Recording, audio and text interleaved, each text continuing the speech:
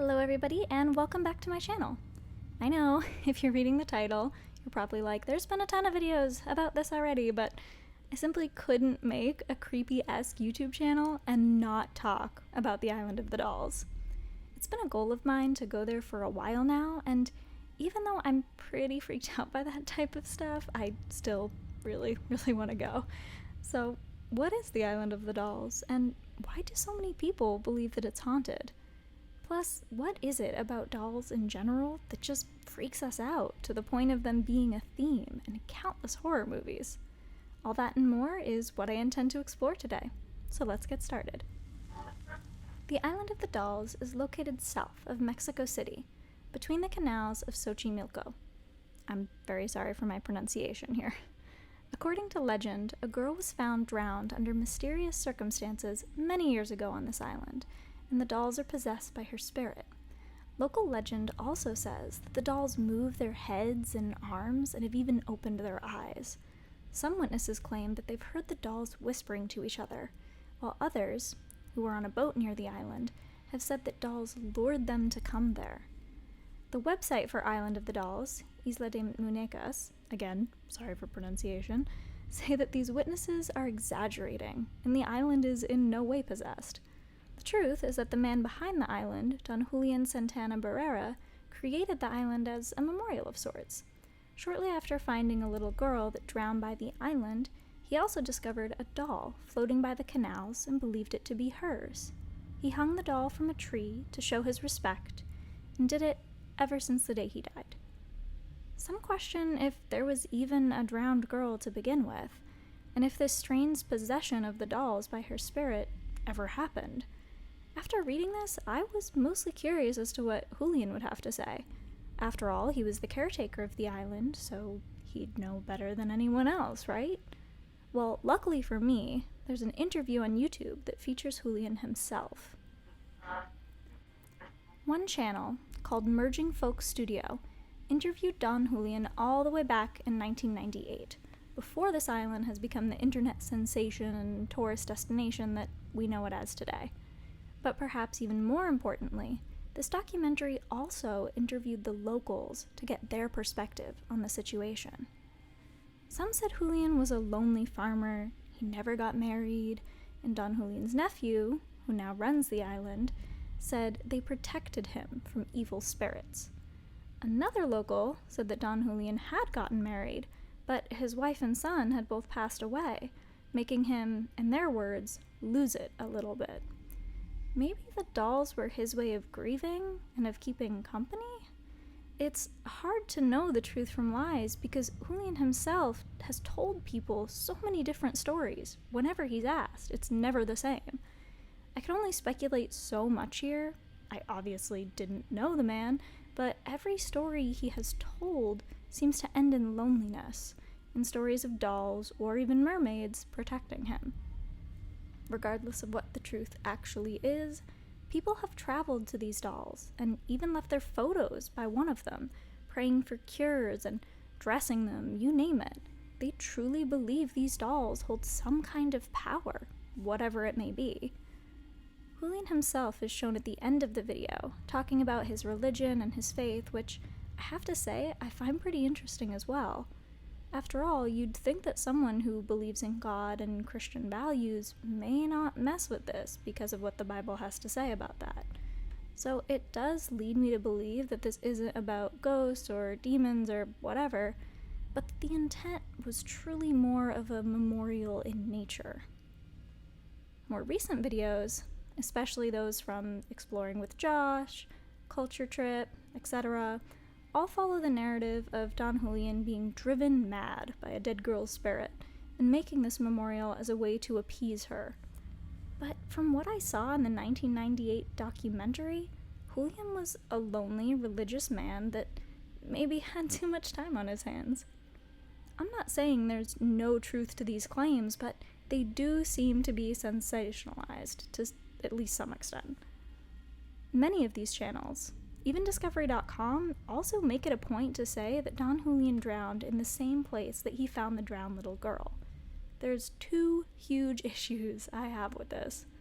One is that there isn't proof that this girl existed in the first place. The old documentary, as well as a My Santonio news article, say that his death was reported by Don Julian himself and no one else. We know that Don Julian didn't exactly tell everyone the truth about his own past, so it seems more than possible that this could have been a story as well, some kind of explanation for what he was doing. I mean, maybe it is real, and the little girl did drown in the lake by Doll Island, but I wish people wouldn't treat it as fact so easily. Or, at the very least, present the facts. Where's her grave? Who was she? We don't seem to know. The second issue is that the way people treat his death as evidence that there's a spirit there, because he died in the same place. I guess you could see it that way, but the possibility that the lake is dangerous is hardly even entertained. That one particular area of the lake might be muddy or steep. Again, I haven't been there, but how could his death be proof that this spirit existed? Again, I don't have a definitive answer, but a healthy dose of skepticism seems in order here. As for if the island's haunted, well, it sure looks like it from photos alone. And the legend behind the islands themselves sure lends some credit to the idea. Sources say that it's believed that there's a connection to these canals, which were once used for agriculture and transportation, to Aztec pyramids. Bloody rituals from the Aztecs could have led to evil spirits, they say, that have been unleashed on the island. Now, you might be thinking, why would they lie? Why would the people here lie about such a tragic event if it weren't truly haunted? Well, plain and simple, money. There's fees to get on this island, and there was even a 9-day tour as recently as last year that cost over $3,000 to attend, according to Forbes magazine. Of course people have to keep this legend alive, whether it's for views, to attract tourism, to earn money. The Island of the Dolls has to be more than just a lonely old man hanging dolls from trees. Now, I have to give Jessica Chobot, I hope I'm saying that correctly, one ghost hunter credit for one thing. She doesn't ask these spirits to turn off the lights in English, but in Spanish. So, good for her, I guess. And there are a few creepy happenings in her video on the topic. I have to admit, even though I tackle things with skepticism, this place does give me the creeps. Even just looking at photos during the daytime, or the videos these ghost hunters take at night, it's pretty unsettling. So why? Why is it that so many people accept this place as haunted and are even afraid of it? Well, as it turns out, there's a psychological reason dolls are scary.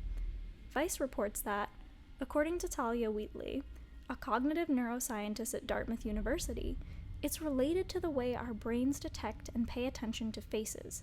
She's been using our responses to dolls to investigate a simple skill we all have, but a lingering mystery in neuroscience.